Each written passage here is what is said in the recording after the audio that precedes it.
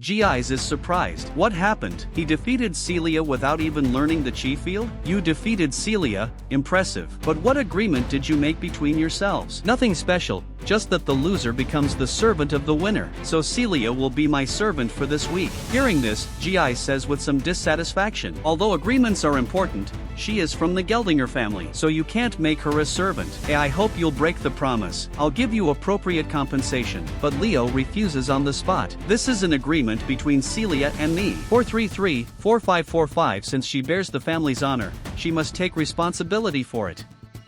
Gi's asks, ain't not even if I teach you the family's chi field mental technique?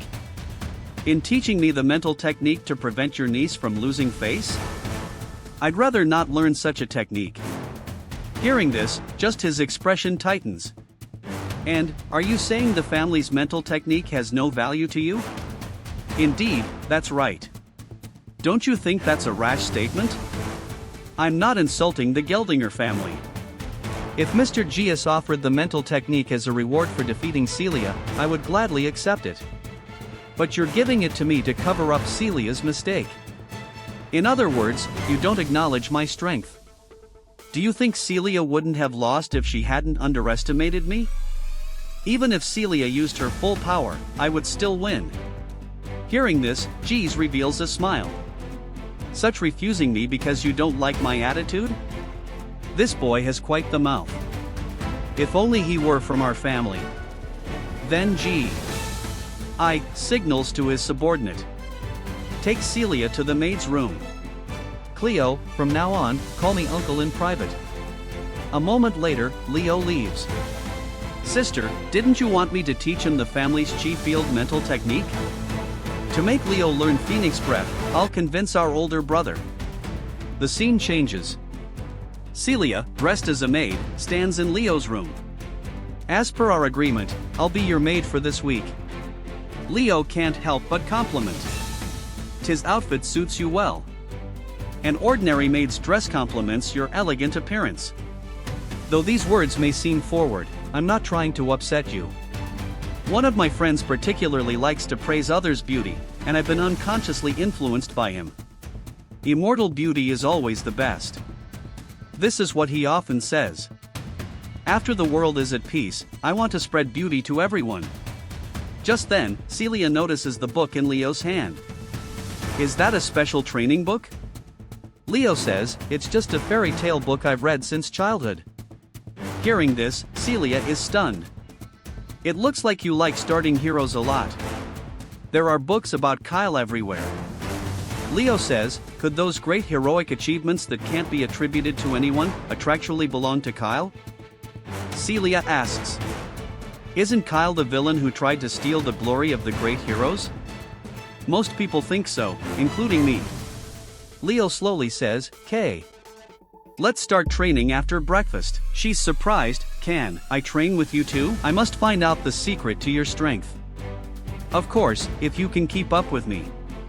A moment later, Celia is on her knees, panting heavily. When your stamina reaches its limit, your reactions slow down, and your movements have more openings. Is physical training what you call practice?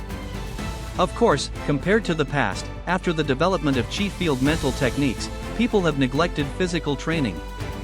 After all, chi fields can make physical ability stronger. For training, the body is actually training the chi field. Celia shows extreme dissatisfaction. The next second, she suddenly swings her sword at Leo. But she's immediately repelled by Leo's single sword strike. Celia is even sent flying dozens of meters away. You are too weak.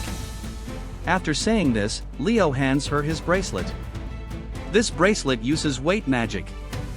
From tomorrow, wear it during training. The scene changes. Celia is now doing long-distance running in the yard. Gia seems quite satisfied with this. Tensis is a good experience for Celia. Before entering Lumal Academy, let her taste some frustration. Just then, Gia calls Leo over. Leo, I want to convince the family head to teach you Phoenix Breath. Hearing this, Leo is surprised. Phoenix Breath is the origin of the Geldinger family's chi field mental techniques. Only those recognized by the family can learn it. But Celia says firmly, father won't easily agree. Of course, there's a condition. That is to pass the Lumul Academy entrance exam. Hearing this, Celia is shocked. This is dangerous for Leo, who can't use chi fields. After all, it's a combat assessment. I indeed have no combat experience. But only in this life. Meanwhile, Uncle Geese asks Leo for his opinion. What do you think, Leo? Leo says, father and mother told me to respect your wishes. So, I will pass the entrance exam. Geese now wears a satisfied smile, so this boy wants to take the entrance exam. Then the two resume training. Time quickly comes to the day of the Lumul Academy entrance exam. Griffin greets the two. However, it seems Celia doesn't have much impression of him. She then pulls Leo away, wanting to leave. Just then, a voice calls out to her. Then two figures slowly appear before them. The newcomers are siblings from the Lavalin family. Abad Lavalin and Chelsea Lavalin. Celia. Long time no see. Celia explains to Leo, the Lavalin family, like us, is an imperial hero family. Theo, you absolutely cannot lose to them in this exam. Geldinger must not lose to Levlin. Leo is confused, and I seem to be from the Prolov family. Meanwhile, Abad is curious. Celia, who's the person next to you? He's the son of Marquis Prolov, Leo Prolov. So just a nobody. Celia, the chief position is mine. After saying this, the Leveline siblings leave. Just then, a voice rings out. Ain't everyone here? I am Albie Gerwin, a professor at Lumul Academy. Hearing this, Celia is shocked. Could it be the magic-eyed magician, Albie? He's a hero record. He's a hero recorded in the hero records. Leo suddenly notices. The magic power in his left eye seems very familiar. Albie announces the exam rules, and the exam is divided into individual combat and monster fighting. Everyone must go through both tests. However, I find this method troublesome. The next second, Albie burns the exam rules with a fire. Then he takes out a magic book from his pocket and opens Albie's world from the hero records. Chapter, Monster Forest. As Albie slowly gathers magic power, sign I hate inefficient things. And let's put these two contents together for assessment. At this point, Leo suddenly realizes that hero records aren't just simple recording items.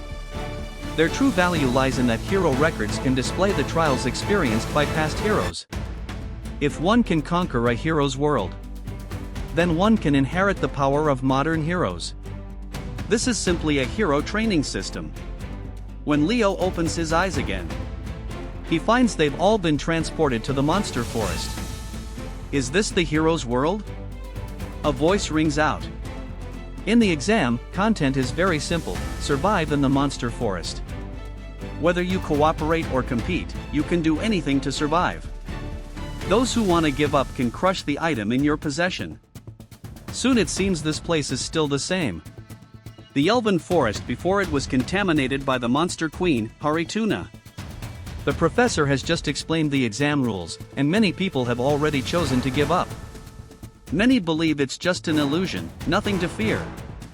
But Leo doesn't think so. Although this is a world manifested from Examiner Albie's memory, everything that happens here is real, which means if you encounter danger, you might actually die.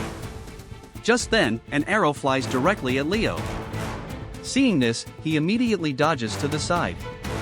Meanwhile, a figure slowly appears before his eyes. We just met. What I need to do is eliminate the Geldinger family members. But I'm from the Prolov family. But you were with Celia just now. Speaking, she uses magic to summon a wind scythe. Leo is surprised. Tis is still the old magic.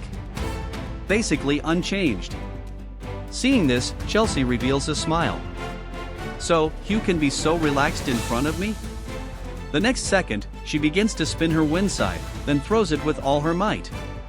But Leo blocks it with just one sword swing. Chelsea is shocked, and he blocked it? He doesn't seem to be using a Chewy field. Could it be a Chewy field that can't sense attributes?